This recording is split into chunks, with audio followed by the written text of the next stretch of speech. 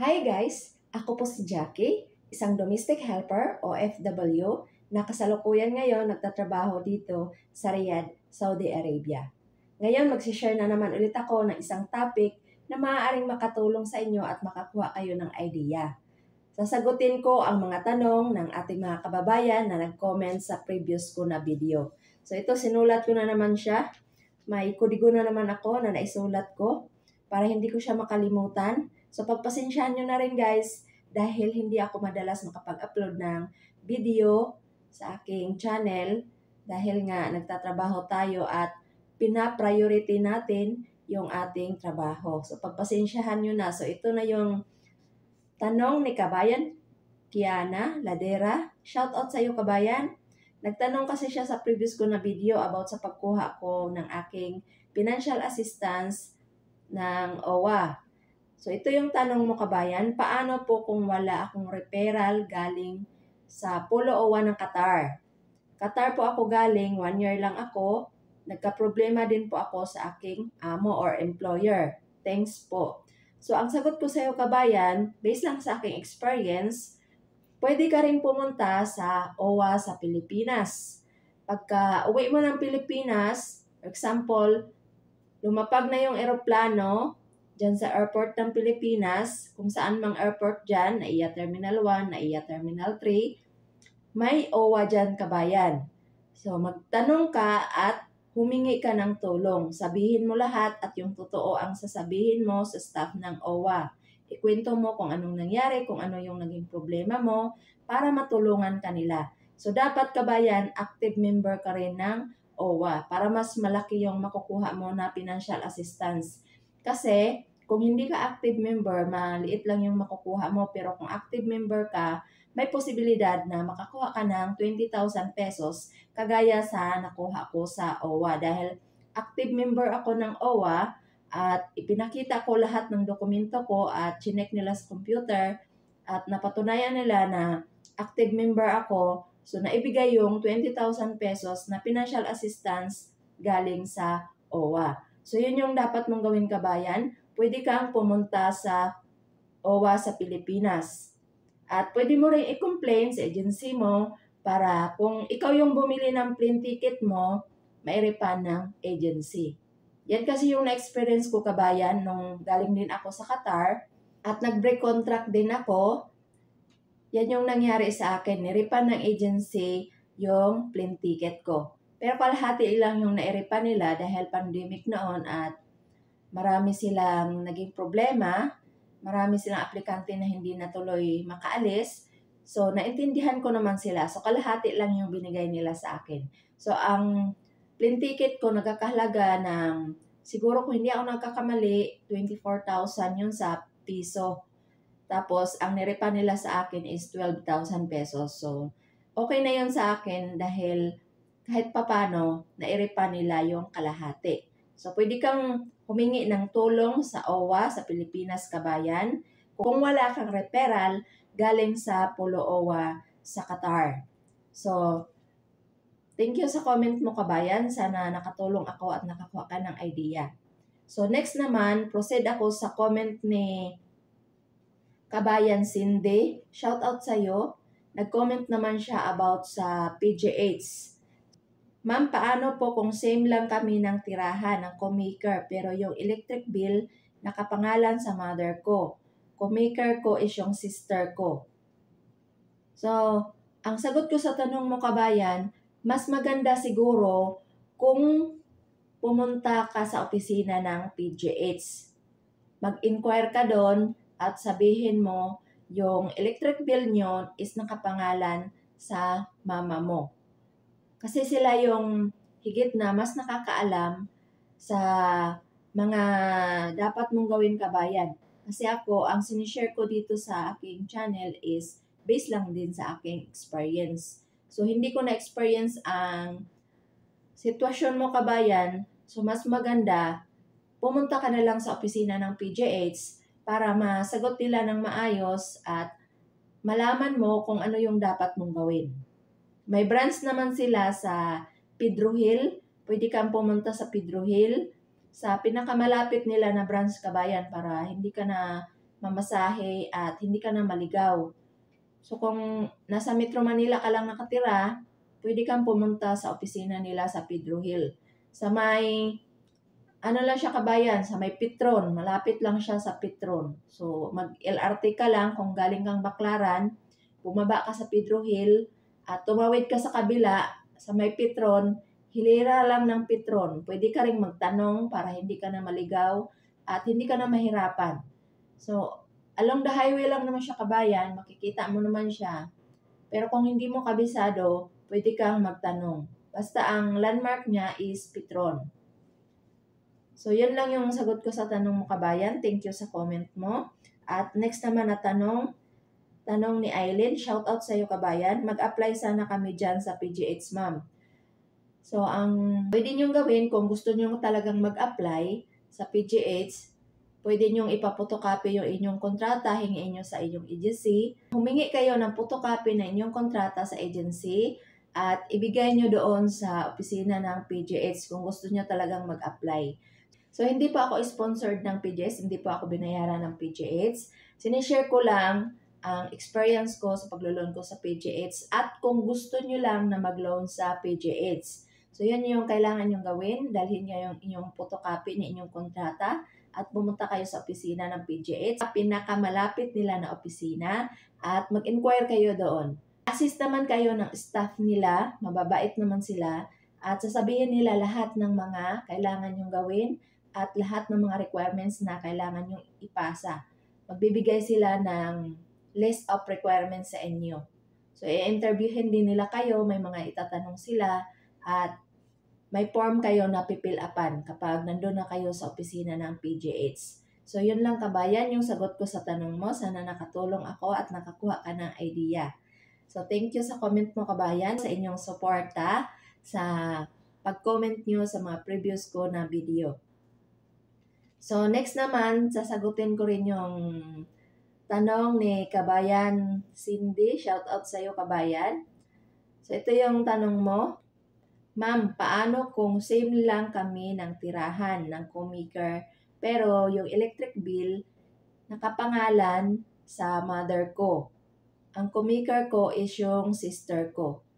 So, ang mas maganda mong gawin kabayan, pumunta ka doon sa opisina ng PGH. Dahil ang sinishare ko dito sa aking channel is based lang sa aking experience. So, hindi ko na-experience yung sitwasyon mo ngayon at wala akong idea kung ano yung dapat mong gawin. So, ang ma-advise ko sa'yo kabayan, mas maganda kung pumunta ka doon sa opisina ng PGH.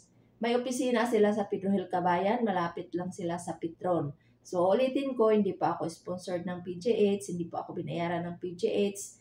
Kung gusto nyo lang mag-loan sa PGH, pwede kayong pumunta sa opisina nila, mag-inquire kayo, at i-assist naman nila kayo. Sasagutin nila lahat ng tanong nyo kasi sila yung mas nakakaalam kung ano yung dapat nyong gawin. Kung pwede ba yung electric bill na nakapangalan sa mother mo at yung sister mo is yung co-maker dahil yung tirahan nyo is isa lang. For example, nakatira lang kayo sa nanay nyo at yung electric bill nakapangalan sa nanay nyo, mas maganda magtanong kayo doon sa opisina ng PGH. Kasi sila yung nakakaalam kung ano yung dapat yung gawin, kung pwede ba yung electric bill na nakapangalan sa nanay mo, sila yung mas nakakaalam kabayan. So, wala akong idea at hindi ko masasagot kasi ang personal ko na experience is iba sa sitwasyon mo ngayon. So, sana naintindihan mo kabayan. So, ang mas maganda mong gawin, pumunta ka na lang sa opisina ng PGH. So, yun lang kabayan, yung sagot ko sa tanong mo. Sana nakatulong ako at nakakuha ka ng idea. So, maraming salamat sa comment nyo at sana naintindihan nyo at nakakuha kayo ng idea at nakatulong ako sa inyo. Sasagutin ko rin ang tanong ni Junior Abusama. Shout out sa iyo kabayan. Nagtanong siya sa previous ko na video at ito yung tanong mo kabayan, paano kung sa loob ng 3 months, napakabait nila. Tapos after 3 months, sobrang strict, nagbago ang ugali. Ano ang dapat gagawin pag ganon? Kailangan po bang magsumbong sa agency or sa embassy at polo? So, based lang sa aking experience, ang isasagot ko sa tanong mo, kabayan. So, sa mga na-experience ko, kabayan, iba-iba talaga ang ugali ng mga amo. Kailangan lang nating magtiis kung ano yung madadatnan natin dito sa ibang bansa at kailangan nating magsakripisyo para sa pangarap natin at sa ating pamilya. Hindi kasi sila totally perfect, kabayan. So kapag andito ka na sa ibang bansa, wala ka na talagang ibang gagawin kundi ang magtrabaho araw-araw. Paswertihan lang kasi, kabayan, kapag makatagpo ka ng amo na mabait at may puso. Kasi dito sa ibang bansa, iba-iba talaga ang mga ugali nila, iba-iba yung sitwasyon na madadatnan natin dito. So walang kasiguraduhan talaga ang pag-a-abroad, kabayan. Ibang-iba sa Pilipinas, kabayan, ang mga ugali nila dito kasi ibang lahi kasi sila. So kailangan talaga nating magtiis, kabayan. Ang importante, kabayan, may pagkain tayo, may sahod tayo, at hindi tayo sinasaktan. Yun lang talaga ang tatlong pinaka-importante na kailangan ibigay sa atin. May karapatan din tayo na kumain sa araw-araw. Kung halimbawa, hindi ka binibigyan ng pagkain, yun na yung time na magsumbong ka na sa agency. Unahin mo muna ang magsumbong sa agency. Huwag kang magsumbong sa pamilya mo. Kasi ang pamilya mo ay hindi makakatulong sa problema natin dito sa ibang bansa. Unahin mong mag-report sa agency kung hindi ka pinapakain at saka ka na magsumbong kung halimbawa naabuso ka, sinasaktan ka, hindi binibigay ng tama yung sahod mo. Kung halimbawa ilang buwan ka na hindi sinasahuran, wala kang maayos na pagkain, wala kang pahinga, kumbaga naabuso ka, kabayan, yun na yung time na magsumbong ka sa agency. So ipaalam mo muna sa agency ang sitwasyon mo. Kapag walang aksyon ang agency, pwede ka nang magsumbong sa embassy or sa Polo OWA kung saang bansa ka nagtatrabaho. Yan ang dapat mong gawin, kabayan. Yun talaga yung senaryo natin dito, kabayan. Kapag natapos na natin yung probation period, yung 3 months na probation period dito sa ibang bansa, lalabas at lalabas talaga yung totoong ugali ng ating mga amo. Kasi sa loob ng 3 months, under observation ka pa nila at ikaw din, ganun din sa kanila, under observation mo pa rin sila. Kaya pwede kang bumalik sa agency if hindi mo gusto ang ugali ng amo mo at hindi mo kaya yung trabaho, pwede ka pang bumalik sa agency. At ganun din sila, pwede ka nilang ibalik sa agency kung hindi ka nila magustuhan. At kung ayaw nila sa'yo, kung halimbawa hindi nila nagustuhan yung trabaho mo, hindi sila satisfied sa trabaho mo, pwede ka nilang ibalik sa agency. So, maibabalik din yung pera nila, kaya lang mabawasan lang yun. Yun yung 3 months na probation period. After nun, lalabas na talaga ang totoong kulay nila, kabayan. Mayroon nga, 1 buwan ka pa lang, ganun na yung trato nila sa'yo. Mayroon ganon, kabayan. Pero kailangan lang talaga nating magtiis sa kabila ng lahat ng hirap, pagod, puyat, gutom, wala sa tamang oras yung pagkain natin. Yung pagkain natin kailangan nating diskartihan. Ganon talaga ang pag-a-abroad, kabayan. So, sakripisyo ang pag-a-abroad, kabayan. Hindi talaga madali ang buhay nating mga OFW dito sa ibang bansa. Kailangan may matibay ka na loob. Kailangan isang sakong pasensya ang bitbit mo. At sacrifice talaga, kabayan. Pagtitiis, pakikisama, kahit stricto sila, kailangan nating sundin kung ano yung gusto nila. Kasi kapag nandito na tayo sa amo natin, hawak na nila tayo sa liig. gawan mo ng paraan, kabayan. Kung halimbawa pinagbabawalan ka sa cellphone, gumawa ka ng paraan. Ganun lang naman yung diskarte dito, kabayan. Halimbawa, pinagbawalan ka na bawal mong dalhin yung cellphone sa oras ng trabaho, diskartehan mo na lang, kabayan. Basta wag ka lang magpakita sa kanila. Kasi tayong mga Pilipino, mautak tayo eh. Marunong tayong dumiskarte kung paano natin masolusyonan yung sitwasyon natin, yung mga problema natin. Mautak tayo, kabayan. Kaya, diskartehan mo, kabayan. Kung halimbawa, pinagbawalan ka sa cellphone, diskartehan mo na lang. Sa pagkain naman, diskartehan mo din. Pagtitiis talaga natin, kabayan, 2 years talaga yan.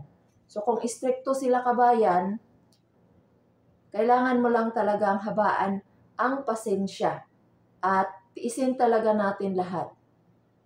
Pero kung sinasaktan na tayo at hindi tayo pinapakain, sobra-sobra sa oras yung trabaho natin, kumbaga overwork tayo, kailangan mo nang mag-report sa agency. So, ang unang-una mo talagang kontakin is yung agency. Kung hindi mo makontak yung agency dito sa ibang bansa, agency sa Pilipinas. Kaya kailangan alam mo yung contact number nila, may kontak ka na agent na mapagsabihan mo, i-report mo. Yung agency naman, nagbibigay naman sila ng contact number nila para pag na-report mo na sa kanila at hindi sila gumawa ng aksyon or hindi ka nila tinulungan, pwede ka nang mag-report sa embassy or sa polo OWA dito sa ibang bansa. Yun ang kailangan mong gawin, kabayan. Kailangan talaga pagtitiis talaga, kabayan, sa mga ugali nila. At kung halimbawa hindi ka sinasahuran, hindi ka pinapakain, at sinasaktan ka, may karapatan ka na, kabayan. Huwag ka nang manahimik, ipaglaban mo yung karapatan mo, magsumbong ka sa agency. So, yan yung advice ko sa'yo, kabayan. Ang kwento mo kasi dito, ang tanong mo, sa loob ng 3 months, napakabait nila. Pero after 3 months, sobrang strict nila. Nagbago ang ugali. Ganon talaga, kabayan. Nagbabago talaga sila. Lalo na pag pauwi ka na at alam nila na hindi ka na babalik. Doon talaga sila magagalit, kabayan. So, yun yung karamihan sa mga experience dito sa mga OFW.